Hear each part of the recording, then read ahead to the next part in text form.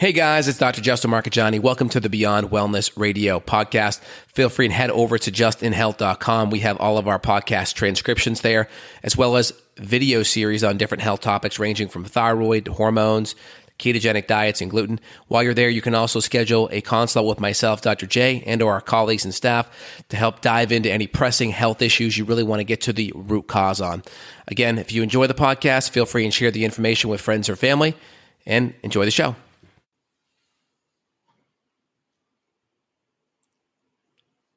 Hey guys, Dr. Justin Marcagiani here, back with Beyond Wellness Radio. I'm excited to have an awesome guest today named Jana Danielson. We're going to be talking all about pelvic floor dysfunction for women as well as men. We're going to talk about kind of the root cause and then natural things you can do to help solve it. Jana, welcome to the podcast. How are you doing today? I'm doing great, Dr. J. Thanks for having me. Yeah, awesome. Really happy for you to be here. So let's just start off. What is pelvic floor dysfunction? Let's just kind of like put it out there from the broad sense. What is it? Yeah, all right. So pelvic floor dysfunction, the pelvic floor is a group of muscles. It's 14 thin little muscles. And just like you can have dysfunction, you can have, shoulder dysfunction, or you can have, dysfunction in your glutes. Those are muscles. The only difference is we can't see these muscles. So oftentimes we don't think about them as a source of our constipation, our bloating, our low back pain, our tight hips, our cold tingly feet, and our inability to control our bladder or to have pain during intercourse. And so when this group of muscles is not working and resting as it should, that's function. Work plus rest equals function. We then have dysfunction. Got it. And so how does this happen? Like, what's the lead up? With guys, obviously, there's different things that can happen that can impact urine flow, such as DHT and benign prostate hyperplasia. Women have different issues with pregnancy and having muscle stretch, prolapse uterus. So there may be some different root causes. Can you talk about maybe the different root causes, maybe for your typical female and your typical male, and just kind of contrast those? Yeah, for sure. So there are some commonalities between the male body and the female body when it comes to pelvic floor dysfunction. And actually, that's where I want to start, because some of the root causes are very simple. We don't realize, when we put, I think back to like my dad, I used to see him wear his wallet in his back pocket all the time, right? Like the typical farmer. And when that happens, it actually starts to displace our posture. So our pelvis, the bones of the pelvis, I'm going to put up on screen here just for listeners so they can see the pelvic floor. So we have the female one on the right, the male one on the left, just so people are listening, maybe you can visualize better. Exactly. Yeah.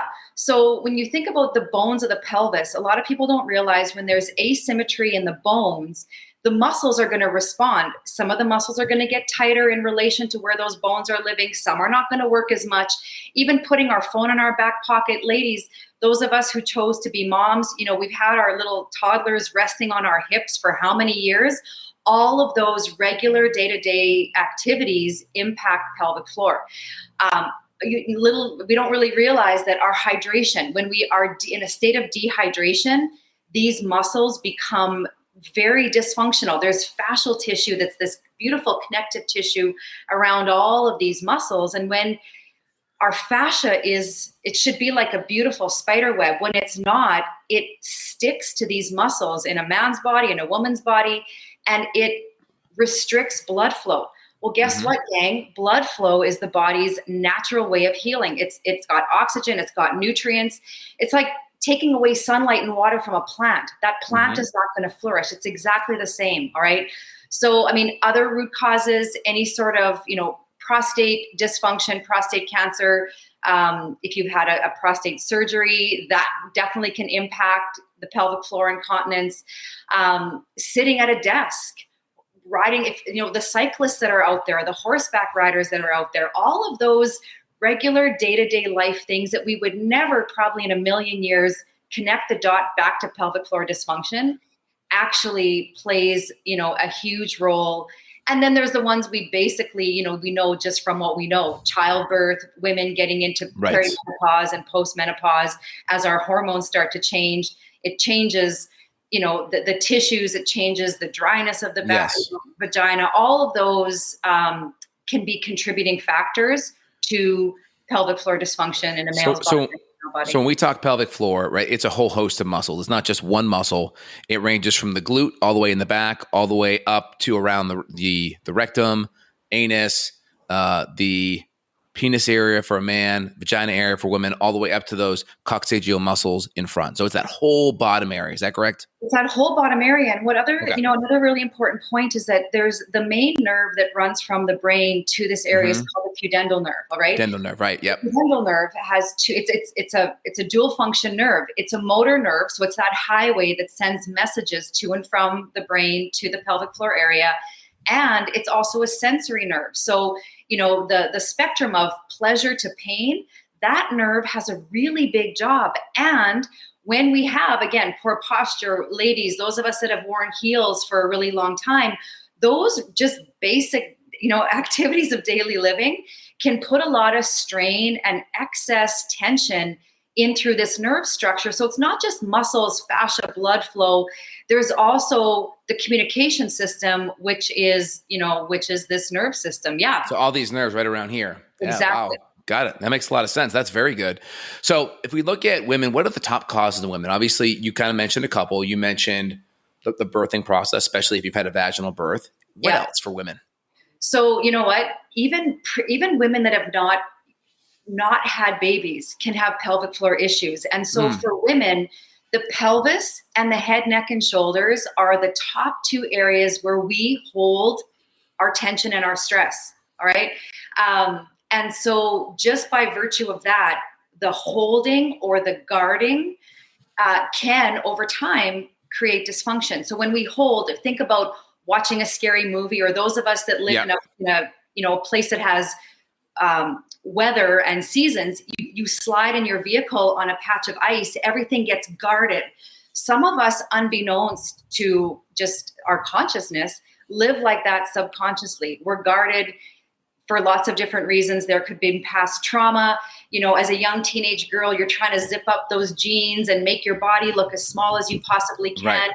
All of those are contributing factors to pelvic floor health in women. And the other thing that I want to touch on here too is because a lot of women live in this higher anxiety state, we actually stop breathing with the main muscle of respiration called our diaphragm, and we start breathing with these little muscles of our neck, right? Right. What does that do? It plays into our sympathetic nervous system. She must be in danger, right? So now we have cortisol and adrenaline, being called upon when it's not really necessary, and the body starts living in this constant state of fight, flight, freeze, when those moments are meant to be momentary, and then we move on to our parasympathetic, the rest and digest. So in my practice, that's what I see a lot of, is those cases where women they can't even think back to what happened. Was it one moment? Wow. Usually not. It's usually these layers and layers and layers that end up being, I coughed and sneezed a bit, or I was having a glass of wine with girlfriends and we laughed our butts off and I wet my pants, right? Or I've got this pelvic floor pain and I'm losing connectivity with my partner because those intimate, beautiful moments are now becoming, terrible, pain-ridden moments where I feel so disconnected from my body. Oh, but I guess that's what being a woman means, right? So that's the big problem. That makes sense. And your background is you're a Pilates instructor. So how did you were you already into Pilates and doing that before pelvic floor became a big issue in your practice? Or was Pilates essentially something that you sought out to kind of help fix the pelvic floor issue after the fact? Yeah. You know what? Pilates was my vehicle for healing my own body. In my early 20s, I lived with undiagnosed digestive pain.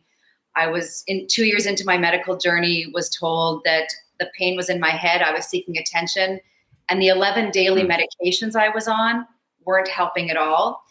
And I found Pilates, and within 16 weeks, I was off all my medication, and I found this beautiful connection to my body. I healed my pain, wanted to teach and other people what I learned, started teaching out of my home as a hobby while I was a business consultant.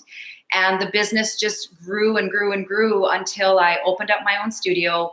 It included an integrated health therapies clinic, chiro, physio, massage, naturopathic medicine, osteopathy, so that we could teach our patients and clients that the body is not a one-trick pony. The body needs different things at different times. And that's where my love for pelvic floor health was born, because so many women in my classes, in my workshops, when I was working as an integrated wellness team with other clinicians, they wouldn't talk about it. They wouldn't express what was going on down there. They wouldn't even use the proper language. And I was like, what is happening here? Why can't we talk about this group of muscles just like we do, like I said, our glutes, our chest, our deltoids?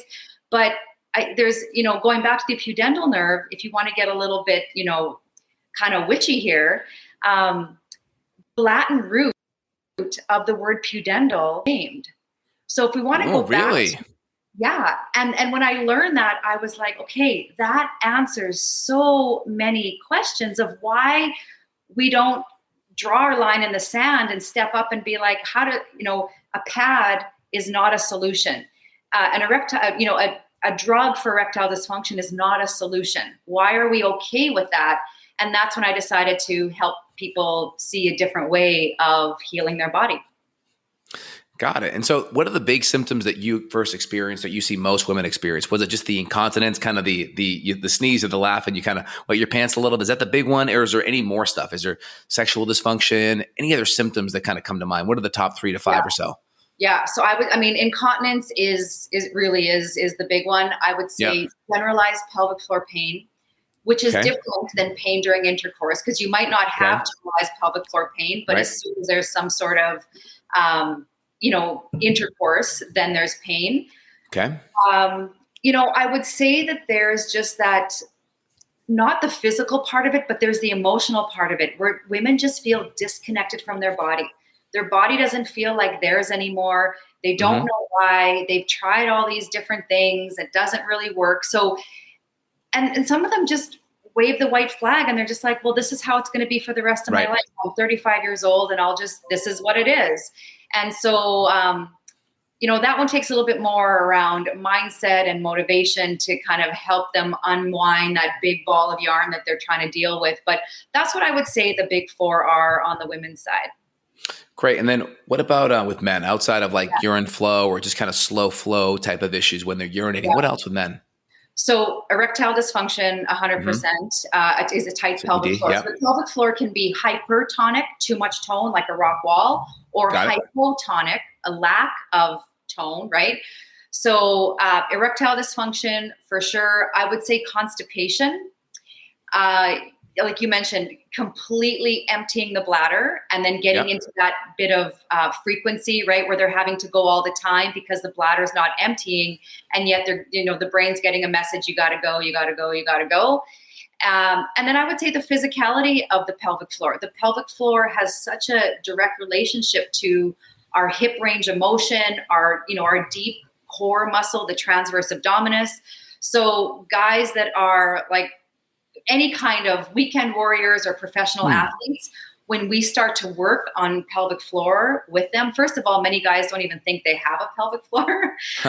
When you start to work on that, they notice tremendous physical improvements, whether it's at the gym or, like I said, out on the golf course, even just sleeping at night. I had a client that messaged me a few weeks ago and he said, Jana, he's in his mid-40s. He said, I'm waking up as the 16-year-old version of me every morning. Thank you, right? Like, he's like, this hasn't happened in a really long time. And really, that's great. Blood flow, right? It's simple. So you started off with Pilates. So what are some of the big exercises that you saw in Pilates that was really helpful? By the way, my wife does Pilates. She's been doing it for the last 2 years. She loves it. So what are some of the big ones that you've seen the best kind of bang for your buck on? Yeah. So let me answer that question this way. I was doing some work with Dr. Bruce Crawford, who's a urogynecologist from Nevada. And his research showed that the pelvic floor doesn't work on its own. When it's functioning properly, 3 other muscles are actively moving at the same time. The deep abdominals, which are the transverse abs, the adductors, which are the inner thighs, and our glute med, which is like the mama bear of the glute muscle. It kind of is the middle part of the glute, comes off the sacrum, the tailbone, and comes around to the side of the leg bone and attaches, all right? So the Pilates exercises or the exercises in general that are the best the squat and the lunge, actually from Dr. Crawford's research, were shown as the top 2 exercises. Wow. We're activating and then relaxing the pelvic floor. In side lying, when you're laying on your side, it's called a clamshell. So your top leg is opening and closing in a bent leg position. Yeah. In a kneeling position, when you go back and do a little bit of a backward lean or a hover, it's called, that's a really important one. Even when you're sitting at your desk, ball between the legs, just squeezing that ball. No one even has to know you're doing it. So anything that activates those inner thighs, the glute medius, and you know what, gang, with proper diaphragmatic breathing, the transverse abs are going to turn on. Like for so many of my clients, I'm like, I'm going to teach you how to tone and shape your waistline just by properly breathing. Like say goodbye to doing another crunch or plank, because that huge transverse abdominis muscle that starts from the back of the body and wraps to the front like a big corset or an Olympic weight training belt, that's the ticket. When that muscle can be strong and also, flexible, it really plugs into that pelvic floor health. So those are some of the basic ones that I would say really do a great job. So the clamshell, and that would be more up with the Pilates side of the fence. And then you mentioned lunges and squats. Now, when someone's doing that, you mentioned to activate the TVA or the transverse abdominis. Are you telling them to draw their belly button into their spine or just kind of brace their tummy and make it hard like they're flexing their abs? What's the cue that you give them? Yeah. So just kind of what you said there. So it's on the exhale, right? So it's on the exhalation of the breath. That's where the pelvic floor is contracting. That's where we want to have the exertion phase of movement. If we're at the gym, if we're doing a deadlift, we want to be exhaling on the up, right? If we're doing a leg press, we want to be exhaling as we, extend the legs out. And then if you want, you can take a sip of air at the top of that and then exhale and come back. But really mapping the exhalation to the exertion is important for those transverse abs, the pelvic floor, and just for back health in general. I've seen so many clients come into my clinic with disc issues because they were holding their breath phase, which is such a common, right? We think of bearing down. So we're going to lift this weight. I'm going to hold my breath and then I'm going to pop these weights up. And what does that do? It just puts the body into a state of strain.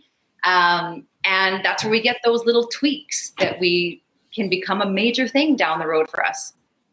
Yeah, interesting. And what about where do Kegel exercises fit into this whole thing? Because everyone thinks of, Kegels, that's kind of the muscle that you use if you're peeing and you cut your urine flow off. That's that muscle, that's that sensation. Where does that fit in? Obviously, the movements you're talking about are way more functional and they fit in with daily life. The Kegel exercise is very specific and granular. But can you contrast that for us? Yeah, I can. So think of it this way. What we were just talking about with the diaphragm, think of it, I call it beyond the Kegel. All right. So a Kegel, like you said, if you were going pee, you stop the flow of urine and you start the flow of urine. So think about it this way. It's like turning a light on and off. The light goes on when you turn on the switch and it goes off when you turn off the switch. But functional muscular movement does not happen like that because we are working through a range of motion to throw a ball, pick up our kid, grab bags of groceries, lift a weight. We're going through a range of motion. So it's not like A and B, it's A plus 1 plus 2 plus 3 plus 4 gets us to B, and then minus 1 minus gets us back to A. So when you activate the diaphragm muscle as your main muscle of respiration, it takes the Kegel into something much more functional so that when you're doing your breathing exercises from a pelvic floor perspective, it's more like an elevator than a light switch. So for example, when you inhale through your nose, all right, your lungs fill with air, that diaphragm sits like an open umbrella or a mushroom cap in our rib cage. So when our lungs are full of air, they're taking up lots of space. The diaphragm has to contract and get out of the way. Because the diaphragm is the roof of our core and the pelvic floor is the floor of our core, the pelvic floor responds to the roof. So as the roof contracts and melts down, the pelvic floor relaxes and also melts down. But when we exhale, the lungs empty, that mushroom cap or umbrella muscle goes back up, the diaphragm fills, it expands, and the pelvic floor follows. It lifts like an elevator going up. So that's the contrast, right? Is that sometimes Kegels are just squeeze, release, squeeze, release, squeeze, release. And in a body that already has hypertension, too much tone, you're going to exacerbate the pelvic floor pain, the incontinence. That's all going to get worse. And your mind's going to be like, but wait, am I not doing what I'm supposed to do? Aren't Kegels supposed to help my pelvic floor dysfunction? And the answer is yes and no, because if you're doing it with already a hypertonic floor, it's going to get more sticky. It's going to get more brick-like. And that's just going to make those symptoms you're experiencing, it's like you just turned up the volume. That's the main difference. That makes sense. Okay. That makes sense. And now, so you talked about some of the exercise things. We talked about some of the is there any other Pilates movements besides the clamshell? Was there anything else specifically outside of doing a lunge or doing a squat in some kind of variation on the reformer, anything else on the Pilates side? I mean, so here's the thing is that those of you who do Pilates, or if you've been interested in Pilates, every single thing we do in Pilates taps into diaphragmatic breathing. Diaphragmatic breathing is like the keystone in the Roman arch when it comes to pelvic floor health. If it's missing, if that keystone is missing, the arch collapses. So until we have a dialed in functioning diaphragm, the pelvic floor is going to be lackadaisical. It's going to be on a vacation. It's not going to do its job. The main communicator to that from a muscular perspective is the diaphragm. So when you're in Pilates, when you're in yoga, when you're in your spin class, right? That is irrelevant what the form of movement is. When you understand that as you're exhaling, if you can imagine that elevator rising up, that is going to, down the road, help you in your pelvic floor, really your pelvic floor journey. So, to answer your question, going back to Pilates specifically, any of the footwork on the reformer, any of the work where we're doing any kind of bridging is fantastic, right? The 100, where we're breathing in through the nose and out through the nose, pumping the arms, that's a great pelvic floor exercise. So I don't want your audience to get so caught up on, the what? Oh, I have to do clamshell. Yes, clamshell is great. Mm-hmm. If you're in a group fitness class and you're doing straight leg side leg lifts, really focus on pressing that leg back down as you lower to activate that inner thigh, right? So it's understanding what are the muscles are a part of this movie, which again are those glute medius, the transverse abs, and the inner thighs. When you can understand that and you connect that into your brain, you're going to start accessing them in a different way. Absolutely. That's great. I just wanted to review with the listeners what diaphragmatic breathing is, because we kind of talked about that. I'm going to just kind of give my take on it, and I'd love to hear yours as well. Yeah. But in general, when you breathe, there's a couple things that happen. When you're activating the sympathetic nervous system, you tend to be breathing from the chest and also into the mouth, versus diaphragmatic breathing is into the belly, which is you're allowing that diaphragm to drop. The belly distends out. You look like you're 6 months pregnant if you do it correctly. And then you're breathing through the nose to activate the parasympathetic. So I tell my patients, put one hand on the chest, one hand on the tummy. And the goal is we don't want this hand to move on top. We want only the bottom. So it's in. This is what's moving. And then out. And then it's into the nose, out to the mouth. When I breathe here, I'm using these intercostal muscles and these scalene muscles to lift the chest up. And that's a lot of stress versus these muscles here just kind of roll out like the tide would and then back in, and there's more of a parasympathetic nervous system response versus a sympathetic stress response. What's your take on that? Like, that fair? Rinse and repeat. That was perfect. Okay. All right, good. I want to make sure I got that right, because people are listening. I want to make sure they have some cues in what they could do. So when you're listening at home, hand on the belly, over the belly button, one hand on the chest. Make sure when you breathe, the bottom hand is what's moving. The top hand is not. Into the nose, out to the mouth. Is that pretty good? It's great. And, and then I like to give different visualizations. So, the inhale is like if you just pulled out like a fresh batch of cookies or apple pie where you want to savor the moment, like this big dramatic inhale, right? It's a slow inhale. Exhale out of the mouth. It comes away from the roof of the mouth. The bottom jaw relaxes, and it's like if you were fogging up a mirror or warming up your hands on a cooler day. It's that HA.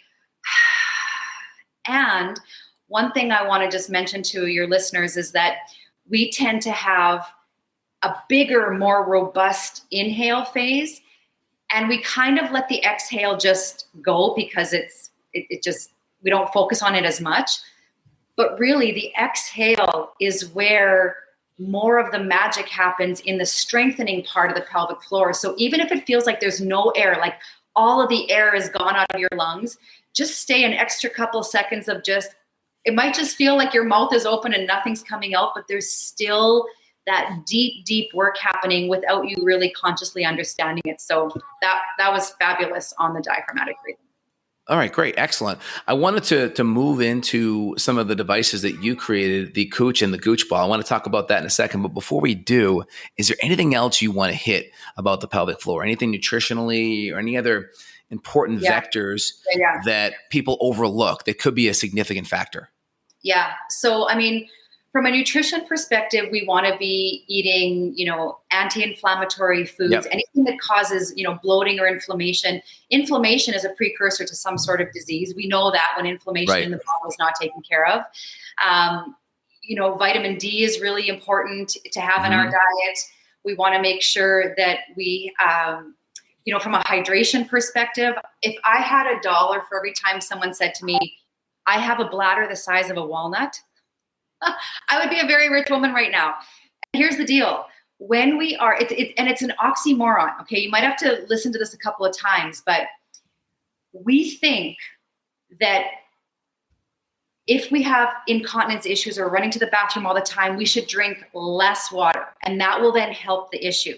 But actually, that's incorrect, because what happens is our body uses water as a priority system. The brain is the first part of our body to get hydrated, right? If you have that constant brain fog, low-grade headache, your brain is dehydrated. It's like a raisin instead of a grape.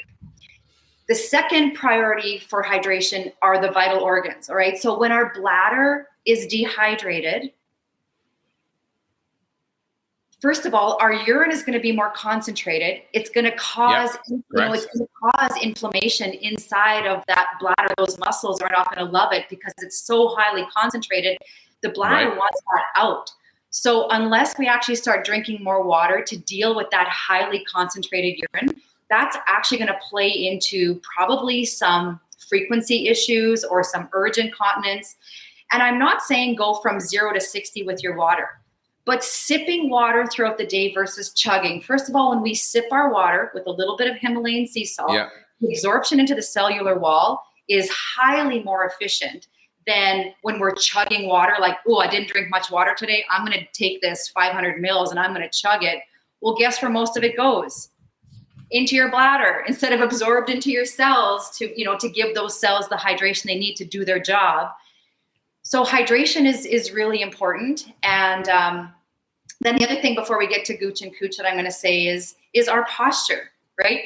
We've become this tech-driven society. We are like a DNA helix that is forward rounded and, really frozen forward. What happens is we're taking space away from our entirety of our organs. Like all of our organs are like, they're in an elevator with 100 people in it, and they can't really do their job versus being in an elevator with like 2 people in it. They can do their job.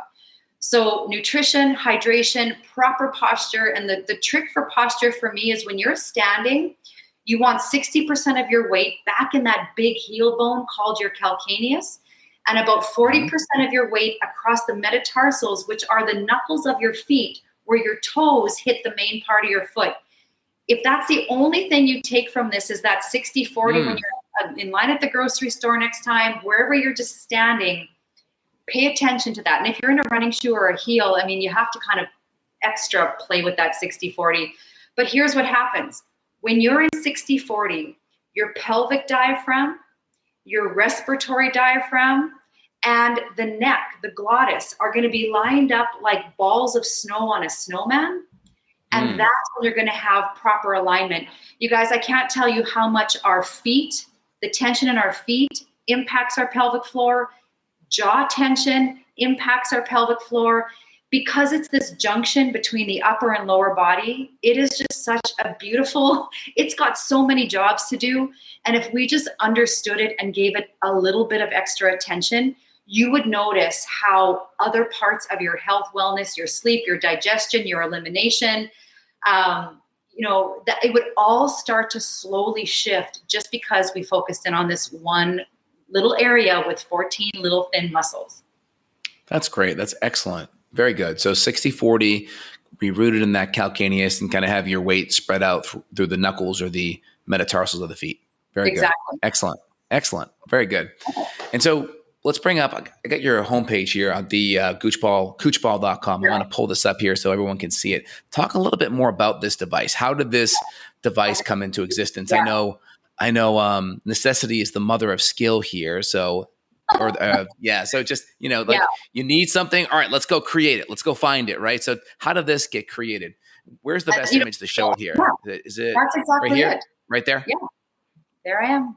Yeah. Good. So Awesome. Let's talk about it. Here's how it happened. I would do these pelvic floor workshops at my studio and clinic, and they would be sold out all the time. I would have all these women and a few men, and I would teach, and we would move and we would breathe, and no one would make eye contact with me. There would be no questions, but yet at the end of every single session, I would have a lineup of people in tears telling me that I just spoke to their soul with what I told them, right?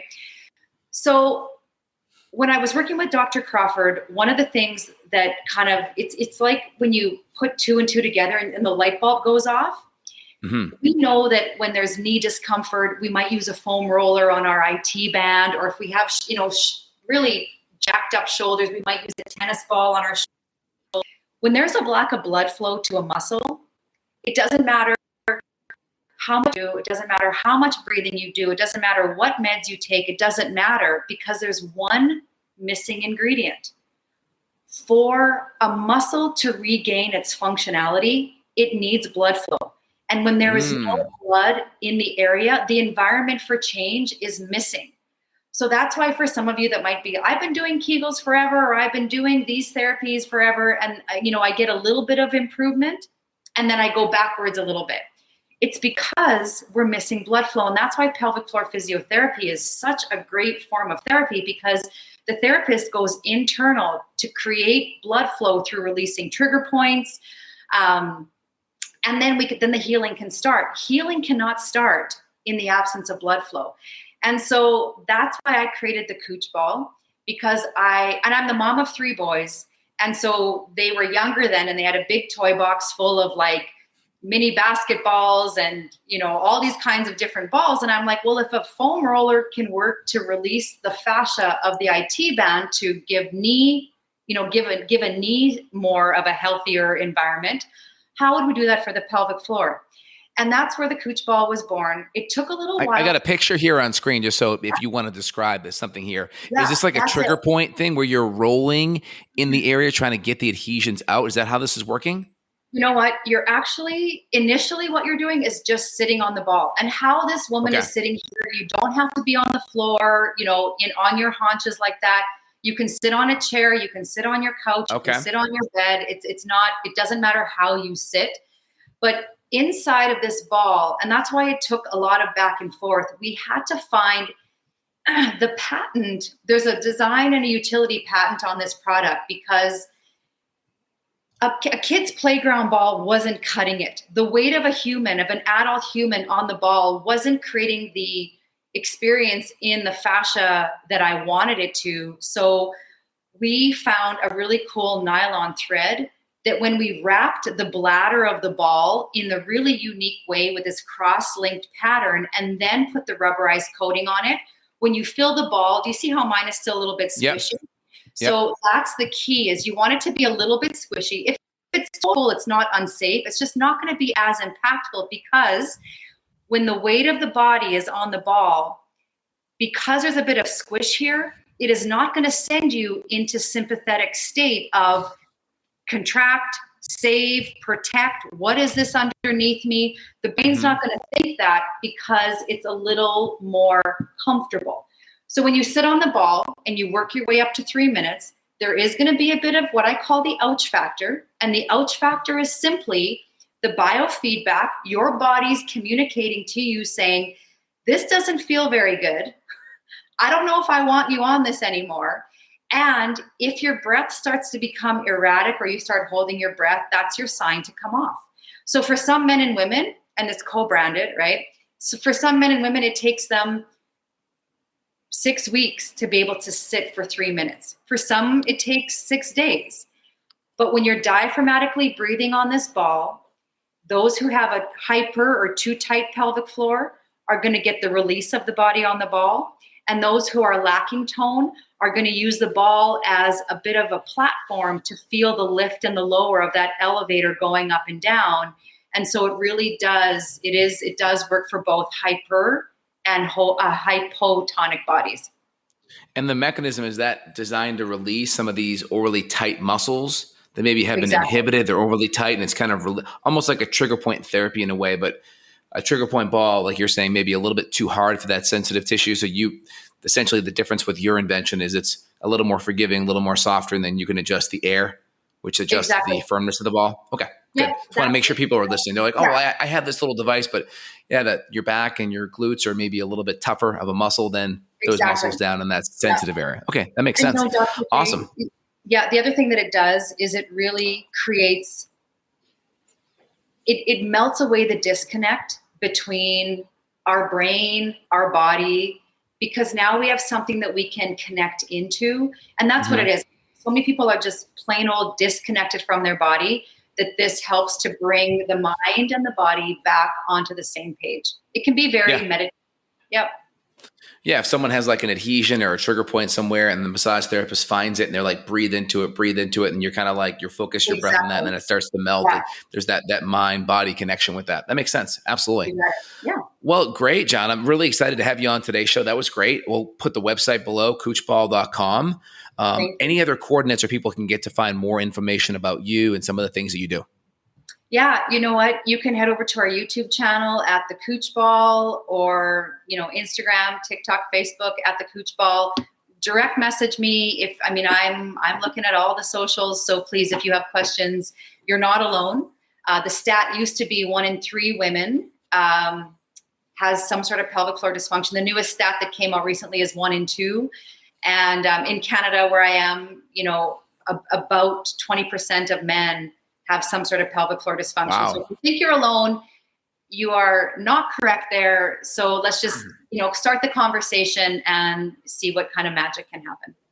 Well, awesome, Jana. Thank you so much. And for everyone listening, we'll put links down below where you can get access to Jana and some of the things that she does. Thank you so much for being on the show today, Jana.